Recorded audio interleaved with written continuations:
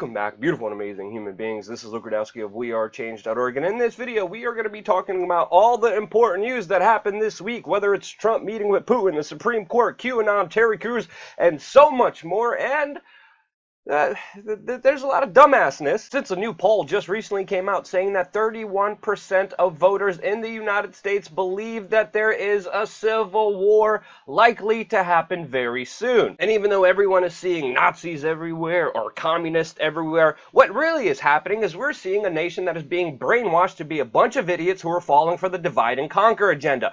And if you agree with that, this show is for you. And importantly, this show is sponsored in part by you on platforms like patreon.com/WeAreChange, with your contributions allowing us to be fully independent and piss off people from both the left and the right. Now, of course, before we get into the news that you're not supposed to know about, let's talk about the news that everyone is talking about right now. And that, of course, is the recent primary elections that happened in the United States, which primarily has shown a lot of support for people on the left, especially in New York, where a 28-year-old Democratic socialist just ousted a very powerful Democrat in a New York congressional seat. Now, even though this is just one election seat, but I think it also speaks to the disenfranchisement that a lot of people are feeling with established Democrats and who are moving forwards towards more Bernie Sanders-like candidates. But being more transparent with you guys, this meme kind of exemplifies my feelings when people say that the government should fix something. And even though a lot of people on the left were seeing these local elections as a victory for them, that didn't last too long, since the news just came in a few moments ago that U.S. Supreme Court Justice Kennedy will be resigning, giving Donald Trump the choice to pick the next Supreme Court justice. This, of course, will alter the balance of the Supreme Court, and many people speculate will make it more right-wing and conservative. And earlier this week, the Supreme Court ruled and upheld Donald Trump's travel ban, which many pundits and news organizations were calling a Muslim ban, since previously similar statements were ushered along this travel ban. But only 8% of Muslims around the world are affected by Donald Trump's travel ban, which also includes countries like Venezuela and North Korea, and mainly push forward a plan originated by U.S. President Barack Obama against the geopolitical enemies of the United States like Iran, Yemen, Somalia, Syria, and Libya. And there's a lot of division and dumbassness around this very specific topic because, one, it is not a Muslim ban, and two, the countries that are responsible for 93% of terrorism in the United States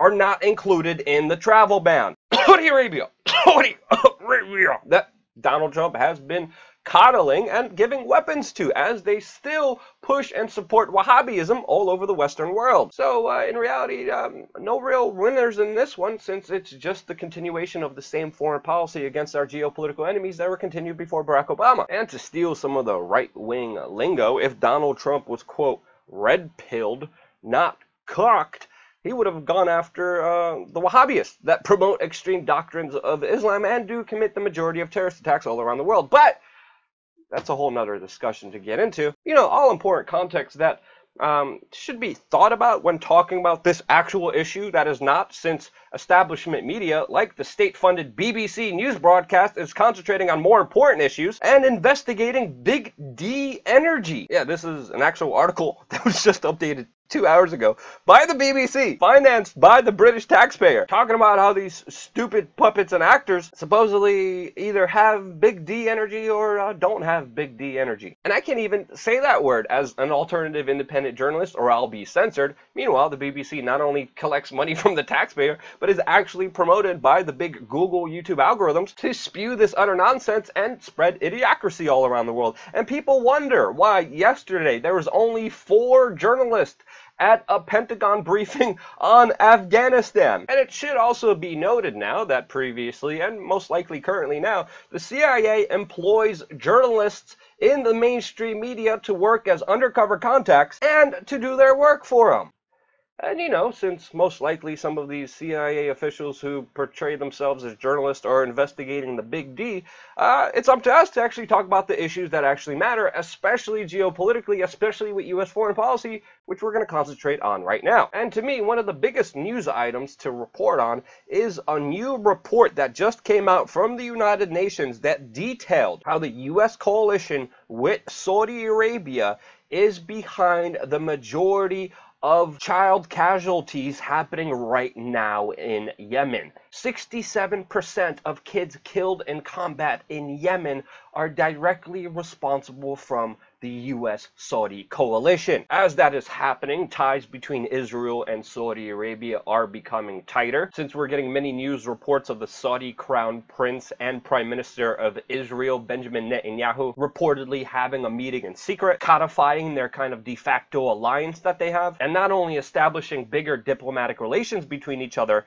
but also business ties. And if you've been watching this YouTube channel, you probably knew about this a long time ago, which is only becoming more official by the day. Also, a similar thing that you probably knew about if you were watching this YouTube channel, and that was being proven even more, we had Ben Rhodes, Barack Obama's former deputy national security advisor, come out and publicly admit that Barack Obama armed jihadists in Syria. You know, al-Nusra, al-Qaeda, ISIS, and other radical Islamic terrorist groups that go to the West and commit terrorism. That, of course, the travel ban is not even really about. And, of course, the situation is being made worse with a lot of blowback, and it coming out recently that the U.S. military drops a bomb every 12 minutes around the world. And the U.S. policy on Syria is almost continuing the same as it has under Barack Obama, that it is now under Donald Trump. And it has also complicated relations with countries like Turkey, which has often established better relations with the Russians than with the United States, to the point where Turkey recently bought S-400 military defense systems from Russia, which now the United States is declining to give Turkey more military supplies,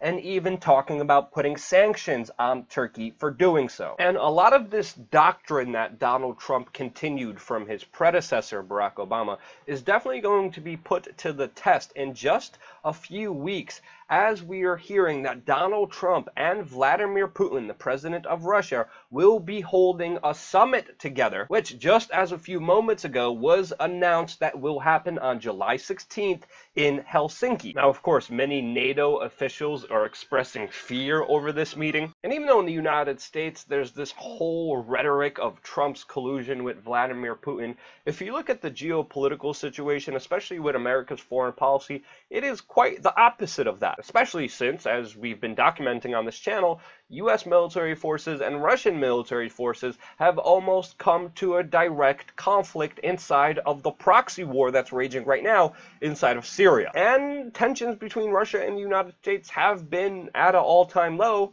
especially since Barack Obama. So this will definitely be a very interesting meeting that we will be following closely, and most likely is happening since Russia just a few weeks ago announced that they want Iranian and other foreign military forces outside of Syria. This, of course, made Israel very happy, and according to the sources that I was looking at, the deal that was made between Russia and Israel was that Israel would help Russia better their relations with the United States. That is just from the research that I've been doing, but of course the truth will eventually come out about this issue. I'm going to be closely paying attention to Iran during the summit meeting, since Russia has been a very key part in preventing the United States from attacking Iran, which of course has been a long geopolitical goal for the United States to attack and overthrow the Iranian regime. And this week, pro-Trump conspiracy mongerer QAnon has actually called for the regime change of Iran. And this is a very interesting story, since allegedly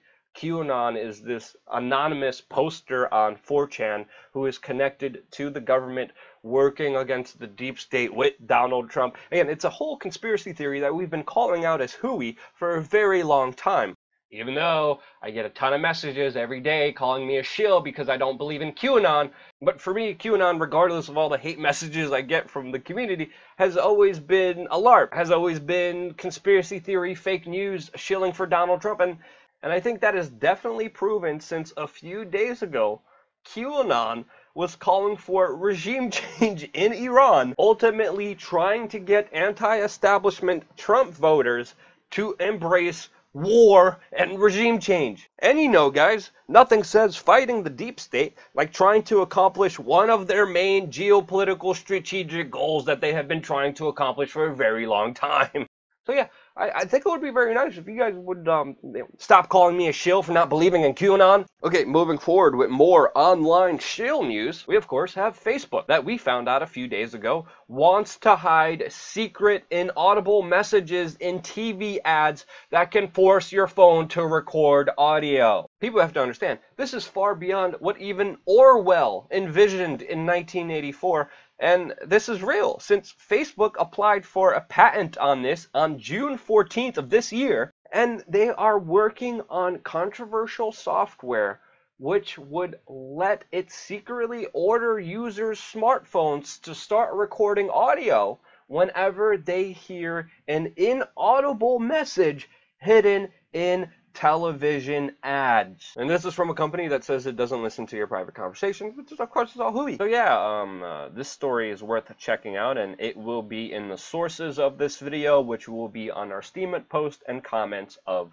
this video. Also this week, we found out that for years, AT&T has been lending their buildings and servers to the NSA to spy on all of us, of course, for our safety and security, aka full domination and control of the herd and slave cattle that they consider us to be. All the while, AT&T has been bending over backwards to help the US government spy on essentially all internet traffic, which of course Facebook is guilty of too. And I think it's important to note that, yeah, a police state is being built all around us, and with the latest technological advancements, they are moving towards pre-crime, especially with Amazon going around to local police departments and selling the latest artificial intelligence facial recognition technology. So yeah, I think it's pretty important to understand that the hand trying to control the entire society, even though not fully gripped, is slowly and surely being put on the necks of everyone. But you know, we're just talking about civil liberties and stupid ideas like freedom and sovereignty, you know, not the important issues like big D energy. Yeah, so yeah, a little despair there, but on that topic, let's talk about something else that the BBC likes to cover up and never talk about. Pedos. As we're finding out that the head of a prominent charity that campaigned against child abuse was just arrested this week for trying to arrange rape of multiple children as young as 2. Joel Davis, 22 years old, was just arrested in New York, who was solicited by an undercover FBI agent, was caught and charged with attempted child sex abuse. And if the charges stick, a very sick individual, and another reason why you shouldn't trust anyone. And in a related story, actor Terry Crews testified to the US government recently about Hollywood's dirtiest secrets and how he was sexually abused as an actor by very high, powerful figures, who we found out this week tried to shut him up and told him if he would drop his sexual abuse allegations against the people abusing him, that he would get better movie roles and that he would be excluded for movie roles if he kept speaking out about powerful Hollywood people who sexually abuse people. And guess what we found out? Terry Crews was actually dropped from the Expendables 4 because he came out against sexual abusers inside of Hollywood. Now, there's a lot of interesting discussions around this specific topic. We had former rapper, whatever the hell he does now, 50 Cent, actually make fun of Terry Crews for coming out against the Hollywood powerful people who sexually abuse people, which he later deleted, but just showed you how much of a punk, a coward 50 Cent is. And really, in my personal opinion, from looking into this specific case, Terry Crews is doing the right thing. If you disagree with me, let me know in the comment section why. And I even have a major political difference with Terry Crews, as I interviewed him previously before about Barack Obama, which actually got him mad at me. He tried to kick me out of the press conference. He blocked me on all of his social media accounts. But even with our political differences set aside, I think what Terry Crews is doing here right now is commendable, and his career being destroyed because he's speaking out against powerful Hollywood sexual abusers is just another example of how corrupt the entire entertainment system really is, and I believe right now Terry Crews deserves our support. And in my personal opinion, 50 Cent sucks major donkey balls for even trying to make fun of Terry Crews for coming out about this story. That's just my opinion. I'm looking forward to the debate in the comment section below. And hey, since, the left hates us, the right hates us, social media and the big corporate technocrats and the police state bureaucrats hate us, share this video with your friends and family members, because if it's not you, it's definitely not going to be anybody else. And when you help this information get out there, I appreciate it very much, and that's why I end every single broadcast by saying, I love you guys. Stay tuned for a lot more.